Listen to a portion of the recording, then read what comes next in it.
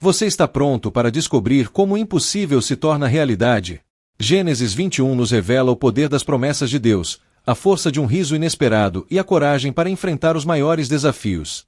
Neste capítulo, vemos um milagre de fé que transcende o tempo e a idade, onde um homem de 100 anos vê a promessa se cumprir, e uma mulher de esperança renovada dá à luz aquilo que parecia impossível. Mas também há decisões difíceis, deserto e alianças que mudam destinos. Prepare-se, porque você vai vivenciar uma história de fé, coragem e reviravoltas que podem transformar a sua maneira de ver as promessas de Deus em sua vida. Vamos mergulhar neste capítulo e encontrar as lições que podem mudar tudo. Não perca! Gênesis 21. O Senhor visitou a Sara, como lhe dissera, e fez com ela como havia prometido. Sara concebeu e deu à luz a Abraão um filho na sua velhice, no tempo determinado, de que Deus lhe falará. E Abraão deu ao filho que Sara lhe deu o nome de Isaque. E circuncidou Abraão a Isaque, seu filho, quando tinha 8 dias, como Deus lhe ordenara. Ora, Abraão tinha 100 anos de idade quando lhe nasceu Isaque, seu filho. E disse Sara: Deus me fez rir, e todo aquele que ouvir isto se rirá comigo. E acrescentou: Quem teria dito a Abraão que Sara amamentaria filhos? Pois eu lhe dei um filho na sua velhice. E cresceu o menino, e foi desmamado, e Abraão fez um grande banquete no dia em que Isaque foi desmamado. Mas Sara, vendo que o filho de Agar, a egípcia, a serva de Abraão, zombava de Isaque, disse a Abraão: Lança fora essa serva e seu filho, porque o filho dessa serva não herdará com meu filho, com Isaque. E esta palavra pareceu muito má aos olhos de Abraão, por causa de seu filho. Mas Deus disse a Abraão: Não te pareça mal aos teus olhos por causa do moço e por causa da tua serva. Em tudo que Sara te disser, ouve a sua voz, porque em Isaque será chamada a tua descendência. Mas também do filho da serva farei uma grande nação, porquanto é tua descendência. Então Abraão se levantou de madrugada, e tomou pão e um odre de água, e os deu a Agar, pondo sobre o ombro dela, e despediu-a, e ela se foi, e andou errante pelo deserto de Berseba. E o odre da água se acabou, e ela lançou o menino debaixo de um dos arbustos. E foi assentar-se em frente, a uma distância de um tiro de arco, porque dizia: Não verei morrer o menino. E assentou-se em frente, e levantou a sua voz, e chorou. E ouviu Deus a voz do menino, e o anjo de Deus chamou Agar desde o céu, e disse-lhe: Que tens, Agar? Não temas, porque Deus ouviu a voz do menino, desde o lugar em que está. Levanta-te, levanta o menino, e segura-o pela mão, porque dele farei uma grande nação. E abriu-lhe os olhos, e viu um poço de água, e foi, e encheu o odre de água, e deu de beber ao menino. E Deus estava com o menino, e cresceu, e habitou no deserto, e foi arqueiro. E habitou no deserto de Parã. E sua mãe tomou-lhe mulher da terra do Egito. E aconteceu naquele tempo que Abimeleque, com Ficol, chefe do seu exército, falou a Abraão, dizendo: Deus é contigo em tudo o que fazes. Agora, pois, jurame aqui por Deus, que não usarás de engano comigo, nem com meu filho, nem com meu neto, mas conforme a bondade com que eu tenho sido para contigo, assim me farás também na terra, onde tens andado. E Abraão disse: Eu jurarei.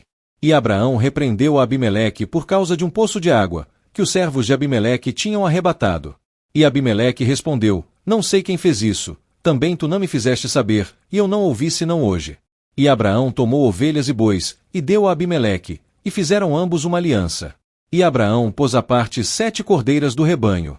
E disse Abimeleque a Abraão: O que significam estas 7 cordeiras, que puseste à parte? E ele disse: Que 7 cordeiras tomes da minha mão, para que me seja por testemunho de que eu cavei este poço. Por isso chamou aquele lugar Berseba, porque ali ambos juraram. Assim fizeram aliança em Berseba, e levantou-se Abimeleque, e Ficol, chefe do seu exército, e tornaram para a terra dos filisteus. E plantou Abraão um bosque em Berseba, e invocou ali o nome do Senhor, o Deus eterno. E habitou Abraão na terra dos filisteus muitos dias. Você já imaginou um momento em que o impossível se torna possível? Onde promessas antigas se cumprem de formas surpreendentes, e até o deserto se transforma em um lugar de bênçãos? No capítulo 21 de Gênesis, a história de Abraão e Sara nos convida a vivenciar uma jornada de fé, milagres e escolhas difíceis. Este é um relato onde a esperança brilha através da dificuldade, onde Deus age em tempos inesperados e muda destinos.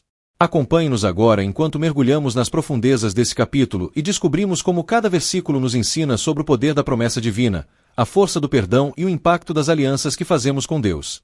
Prepare-se para uma viagem de reflexão, emoção e revelação. Versículo 1. O Senhor visitou a Sara, como lhe dissera, e fez com ela como havia prometido.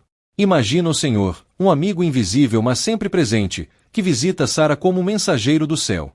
Ele não só cumpriu a promessa, mas a fez brilhar como uma estrela no céu.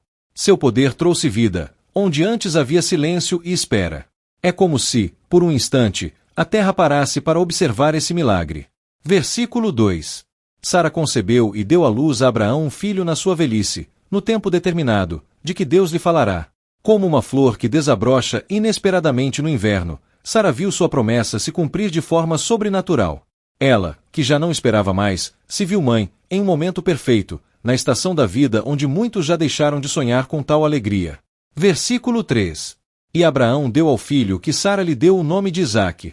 Imagina que o nome de Isaque é como uma música suave que toca no coração de todos. Ao pronunciar o nome, Abraão expressa a alegria e o riso de seu coração, pois Isaque significa riso. Uma expressão da vitória divina em sua vida. Versículo 4. E circuncidou Abraão a Isaque, seu filho, quando tinha 8 dias, como Deus lhe ordenara. O gesto de Abraão ao circuncidar Isaque era como marcar com um selo celestial, um vínculo de fidelidade a Deus. A circuncisão não era apenas um rito físico, mas uma aliança espiritual, um pacto que atravessa gerações. Versículo 5. Ora, Abraão tinha 100 anos de idade quando lhe nasceu Isaque, seu filho. 100 anos de vida de Abraão são como um livro de histórias, repleto de aventuras e sabedoria. A chegada de Isaque foi como um novo capítulo que começava, mostrando que a promessa de Deus não tem limite de tempo nem de idade. Versículo 6. E disse Sara, Deus me fez rir, e todo aquele que ouvir isto se rirá comigo. Sara, a mulher de riso tímido, agora ri alto com a alegria do impossível realizado. Aquele riso é como uma onda de felicidade que ecoa, onde todos ao redor se contagiam, como se a própria felicidade estivesse se espalhando pelo mundo. Versículo 7. Quem teria dito a Abraão que Sara amamentaria filhos? Pois eu lhe dei um filho na sua velhice. Sara olha para o bebê Isaque como uma prova de que Deus pode transformar as impossibilidades em maravilhas. Ela olha para ele com a sensação de que o impossível tocou sua vida como uma brisa suave e inesperada. Versículo 8. E cresceu o menino, e foi desmamado, e Abraão fez um grande banquete no dia em que Isaque foi desmamado. Imagine o banquete como uma celebração no céu. Os convidados não eram apenas humanos, mas anjos e estrelas que se uniram para celebrar o crescimento de Isaque. O desmame era o rito de passagem de bebê para menino, como uma folha que se abre para o sol. Versículo 9. Mas Sara, vendo que o filho de Agar, a egípcia, a serva de Abraão, zombava de Isaque. Sara, ao ver Ismael zombando de Isaque, sente como se um vento frio soprasse em sua paz. O riso de Ismael não era um riso de alegria, mas de desafiar a promessa que Deus tinha feito a Sara. Versículo 10. Disse Abraão, lança fora essa serva e seu filho, porque o filho dessa serva não herdará com meu filho, com Isaque. Sara, como uma mãe protetora, sente que sua bênção está ameaçada. Ela vê Ismael como uma sombra sobre a luz de Isaque, e, com dor no coração, pede para afastar a ameaça ao futuro de seu filho. Versículo 11. E esta palavra pareceu muito má aos olhos de Abraão, por causa de seu filho. Abraão, com o coração de pai, se vê dividido entre o amor por Isaque e por Ismael. Ele sente como se estivesse em um labirinto de sentimentos conflitantes, onde não há respostas fáceis. Versículo 12. Mas Deus disse a Abraão, não te pareça mal aos teus olhos por causa do moço e por causa da tua serva. Em tudo que Sara te disser, ouve a sua voz, porque em Isaque será chamada a tua descendência. Deus, como um guia sábio, orienta Abraão a seguir a visão de Sara, pois sua promessa se cumprirá em Isaque. A voz de Deus é como uma luz brilhando em meio à escuridão da dúvida, dizendo que tudo fará sentido no tempo perfeito. Versículo 13.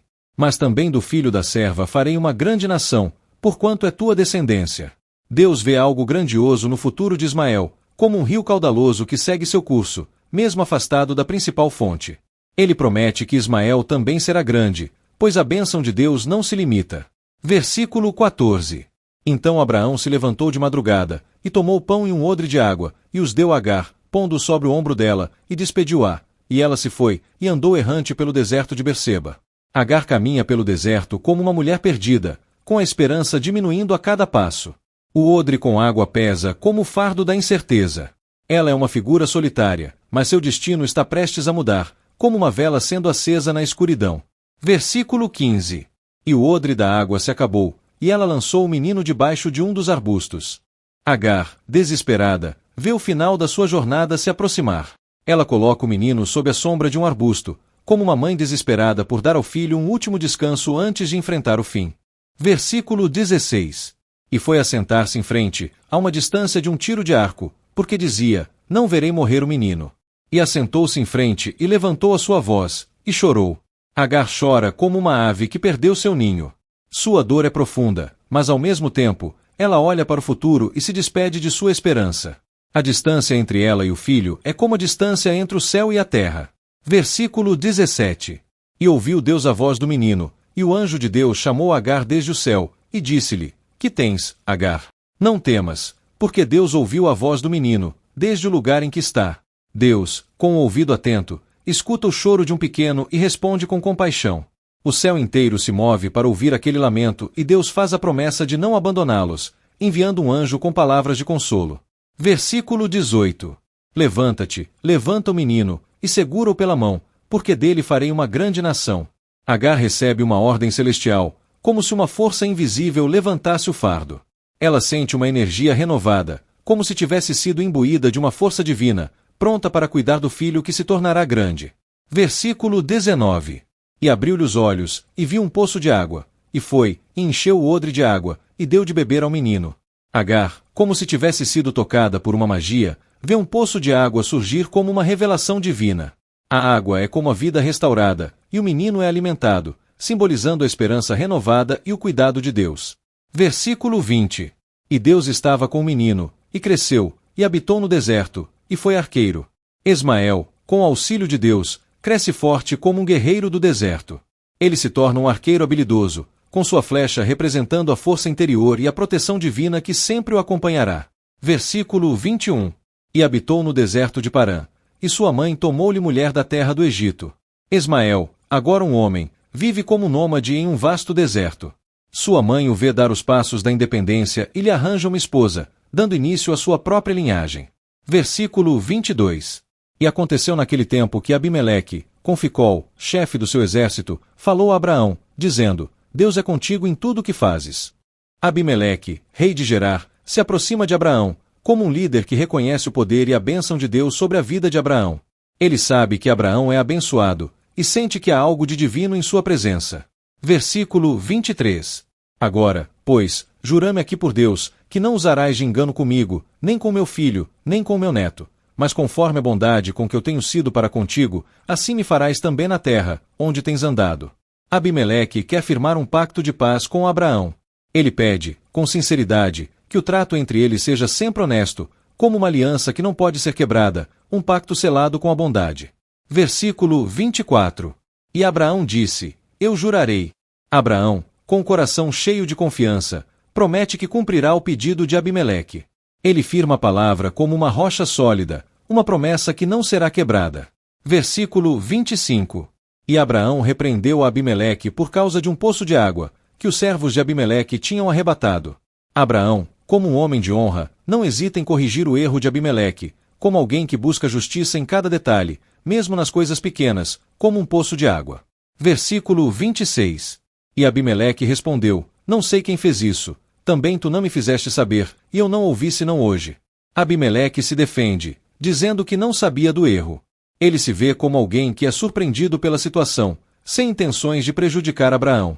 Versículo 27. E Abraão tomou ovelhas e bois, e deu a Abimeleque, e fizeram ambos uma aliança. Abraão e Abimeleque selam sua amizade com um sacrifício. Eles oferecem presentes como sinal de sua boa vontade, unindo-se como aliados em um pacto de paz. Versículo 28. E Abraão pôs à parte 7 cordeiras do rebanho. Abraão, em um gesto de generosidade, separa 7 cordeiras, como um símbolo de sua sinceridade. Essas ovelhas são como testemunhas de sua palavra. Versículo 29. E disse Abimeleque a Abraão: O que significam estas 7 cordeiras, que puseste à parte? Abimeleque questiona o significado das 7 cordeiras. Ele quer entender o que aquele gesto representa para selar a aliança de forma justa e honrosa. Versículo 30. E ele disse: Que 7 cordeiras tomes da minha mão, para que me seja por testemunho de que eu cavei este poço. Abraão explica que as 7 cordeiras são um símbolo de sua posse sobre o poço de água. Ele quer que todos saibam que o poço é seu, um lembrete de que a paz foi restaurada. Versículo 31. Por isso chamou aquele lugar Beer-seba, porque ali ambos juraram. Beer-seba, o lugar do juramento, agora tem um nome que carrega o peso da aliança feita entre Abraão e Abimeleque. O nome ressoará por gerações, lembrando o pacto de paz que foi selado ali. Versículo 32. Assim fizeram aliança em Beer-seba, e levantou-se Abimeleque, e Ficol, chefe do seu exército, e tornaram para a terra dos filisteus. Abimeleque e Ficol retornam à sua terra, levando consigo o testemunho da aliança feita.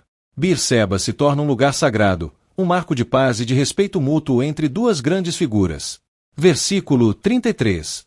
E plantou Abraão um bosque em Beer-seba, e invocou ali o nome do Senhor, o Deus eterno. Abraão planta um bosque, um jardim de esperança e de fé, onde ele invoca o nome do Senhor. É como se a terra estivesse florescendo com a presença de Deus, um lembrete de que ele está sempre com os justos. Versículo 34. E habitou Abraão na terra dos filisteus muitos dias. Abraão, agora com seu pacto de paz firmado, permanece na terra dos filisteus, vivendo sob a proteção divina. Ele é como uma árvore plantada à sombra do Senhor, firme e segura. Se essa mensagem tocou seu coração e você viu o poder da promessa de Deus se manifestando em cada versículo, eu te convido a compartilhar essa palavra com alguém que precisa ouvir isso hoje. E não se esqueça de deixar seu like, se inscrever no canal e ativar o sininho para não perder nenhuma das nossas próximas reflexões. Juntos, podemos espalhar essa mensagem e ajudar mais pessoas a viverem as promessas de Deus em suas vidas. Cada curtida, cada compartilhamento e cada inscrição é um passo a mais para fazermos esse canal crescer e alcançar ainda mais corações. Vamos continuar essa jornada juntos. Até o próximo vídeo.